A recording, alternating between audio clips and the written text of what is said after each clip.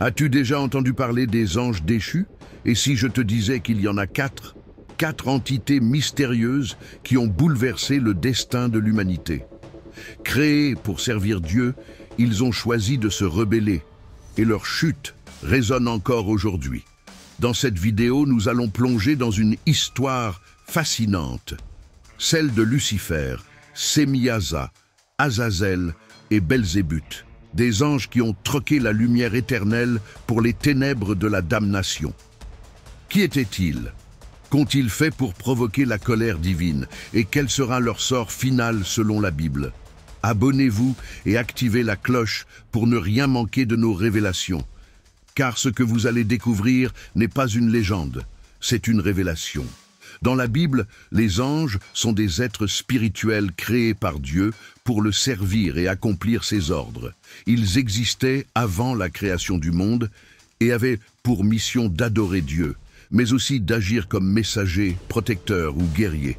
Parmi eux, certains se distinguaient par leur beauté, leur puissance et leur sagesse. Ces êtres d'élite étaient appelés archanges, les chefs des légions célestes. Mais tous n'ont pas gardé leur loyauté. Poussés par l'orgueil, la jalousie ou l'ambition, quelques anges ont osé défier l'autorité divine.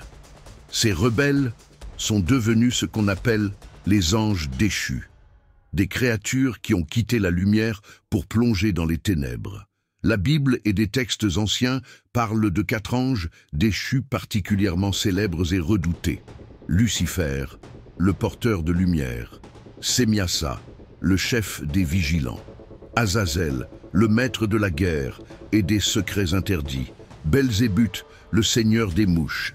Dans cette série, nous allons explorer leur histoire, leur chute et leur rôle dans le grand plan divin.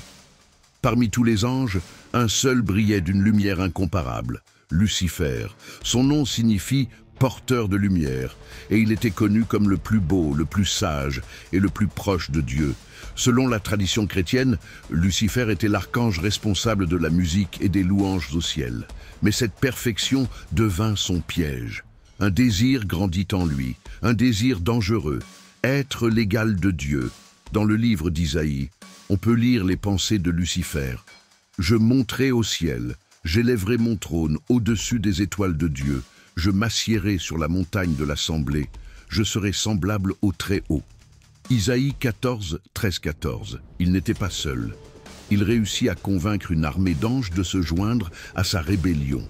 Une véritable guerre éclata dans le ciel. Le livre de l'Apocalypse raconte: alors, il y eut une guerre dans le ciel. Michel et ses anges combattirent contre le dragon. Le dragon et ses anges combattirent aussi, mais ils ne furent pas assez forts, et il n'y eut plus de place pour eux dans le ciel. Le grand dragon, le serpent ancien, celui qu'on appelle le diable et Satan, celui qui séduit le monde entier, fut jeté sur la terre avec ses anges.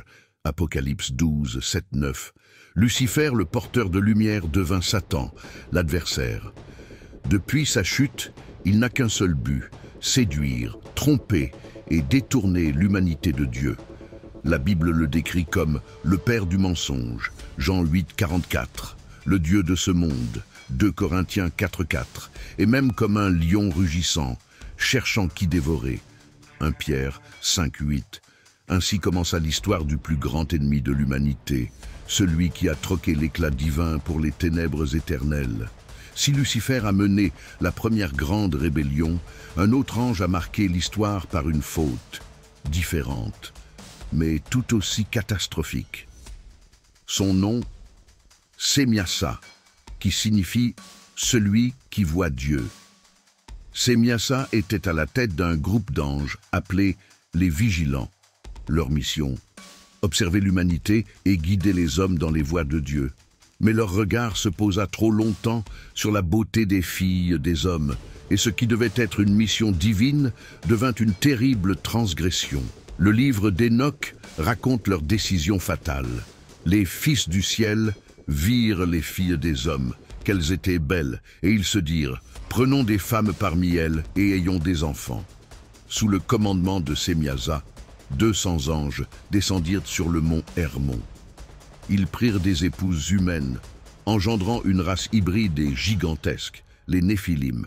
Ces créatures semi-divines semèrent le chaos sur terre, dévorant tout sur leur passage, hommes, animaux, jusqu'à boire le sang des vivants. Pire encore, Sémiasa et les vigilants enseignèrent aux hommes des secrets interdits, l'astrologie et la magie, la fabrication d'armes et de bijoux, l'usage de plantes pour le mal. Ce savoir, perverti, transforma le monde en un lieu de violence et de corruption. Face à cette abomination, Dieu décida d'agir. Il ordonna aux archanges de punir ces anges déchus. Le livre d'Enoch raconte: attachez Sémiasa et ses compagnons, ensevelissez-les sous les collines de la terre pour 70 générations, jusqu'au grand jour du jugement. Leurs enfants, les Néphilim, furent effacés par le déluge. Quant aux âmes des Néphilim, elles devinrent, selon certains textes, les esprits mauvais qui errent encore aujourd'hui, cherchant des corps à posséder. Sémiasa, lui, est le symbole de la sagesse pervertie, de la curiosité interdite et des conséquences d'un désir qui dépasse les limites. Si Sémiasa avait perverti la sagesse des cieux, Azazel, lui, apporta à l'humanité un autre poison, le goût de la guerre et de la vanité. Son nom signifie « celui que Dieu a renforcé », mais ce pouvoir, Azazel l'a utilisé contre son Créateur. Selon le livre d'Enoch, Azazel enseigna aux hommes des arts qui n'étaient pas destinés à eux, la forge des épées, des boucliers et des armures. Aux femmes, l'art de se maquiller, de teindre leurs cheveux et de se parer de bijoux. Résultat, le monde plongea dans la violence, la corruption et l'obsession pour la beauté extérieure. Ce savoir, qui aurait dû être pur, servit à détruire et à séduire. Pour ces crimes, Dieu rendit Azazel responsable de toute la malice sur terre. Le châtiment fut terrible. Il ordonna à l'archange Raphaël: « Attache Azazel par les mains et les pieds, jette-le dans les ténèbres profondes, couvre son visage pour qu'il ne voie jamais plus la lumière, et au jour du jugement, précipite-le dans le feu éternel. » Azazel fut enfermé dans le désert de Dudaël, sous des pierres tranchantes et dans une obscurité absolue. Là, il attend toujours, prisonnier, jusqu'à ce que son heure de jugement arrive. Même la Bible évoque son nom dans le livre du Lévitique. Chaque année, au Yom Kippour, le jour du grand pardon, les prêtres d'Israël envoyaient un bouc vivant dans le désert pour Azazel.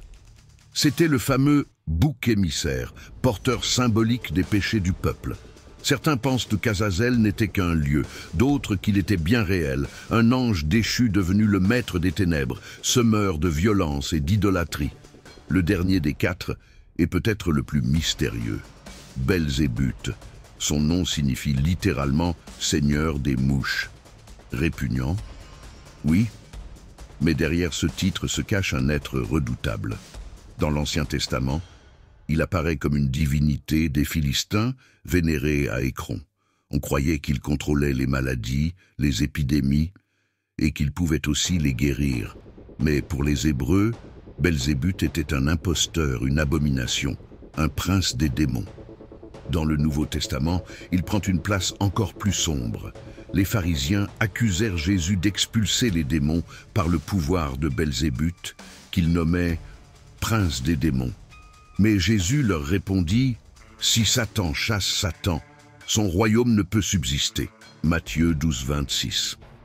Belzébuth est ainsi identifié à Satan lui-même, ou comme l'un de ses lieutenants les plus puissants. Il incarne la pourriture spirituelle, les maladies qui rongeaient l'âme et le corps, et le dégoût profond pour tout ce qui est pur. Dans certaines traditions, on dit qu'il trône au sommet de l'enfer, entouré d'un essaim de mouches, symbole de corruption et de mort. Sa mission, répandre l'idolâtrie, détourner les hommes de Dieu et les plonger dans le désespoir. Mais comme ses frères déchus, son sort est scellé. Le feu éternel l'attend.